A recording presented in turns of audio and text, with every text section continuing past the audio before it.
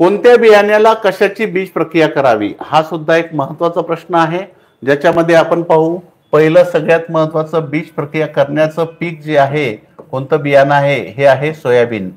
तर सोयाबीनला रस शोषण करणारी कीड, त्यानंतर खोडमाशी, चक्रीभुंगा या सगळ्यांसाठी 4 मिली प्रति kilo रिहांश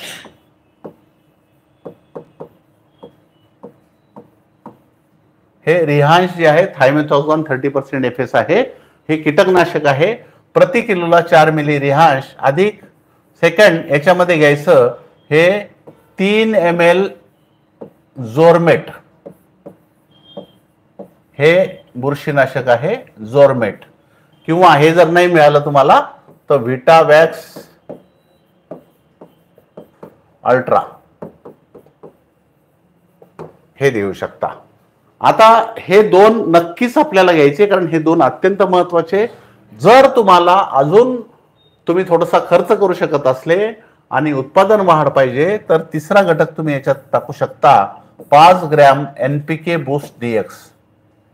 NPK boost DX 5 gram. आणि जर अजून तुमचं थोडी खर्च करायची तयारी असेल, बियाण्याच्या मुळांची निकोप खूप चांगली वाढ आणि सुदृढ सुरुवातीची वाढ पाहिजे असेल तर याच्यात पाण्याच्या ऐवजी 5 मिली तुम्ही रायझर घेऊ शकता. RAISER riser. हे सगळं एकत्र तुम्ही करू शकता.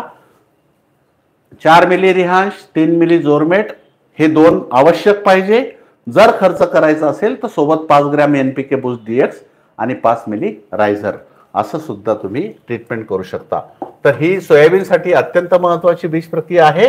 याच्यात तुम्ही कमीत कमी रिहांश आणि जोरमेट हे आवश्यक घ्या.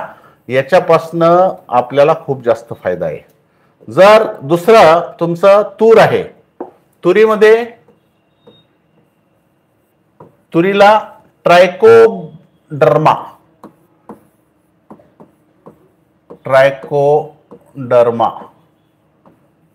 व्हेरिडी,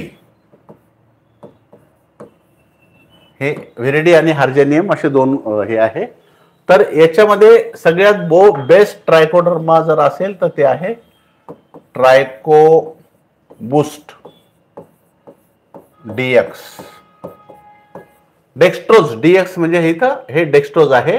या डेक्स्ट्रोजमुळे याचा काउंट हा 10 पट जास्त आहे वेटेबल पेक्षा. पूर्णपणे पाण्यात विरघळतो, लगेच लागू होतो. त्यामुळे शक्यतो ट्रायकोबूस्ट DX हे जर मिळालं तर घ्या.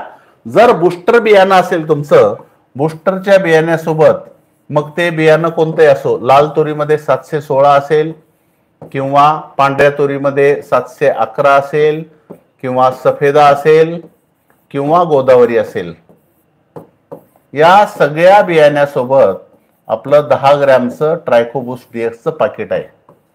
10 ग्रॅमचं. तर या 10 ग्रॅमच्या पाकिटात 10 मिली पाणी टाकून 1 किलो बियाण्याला लावायचं.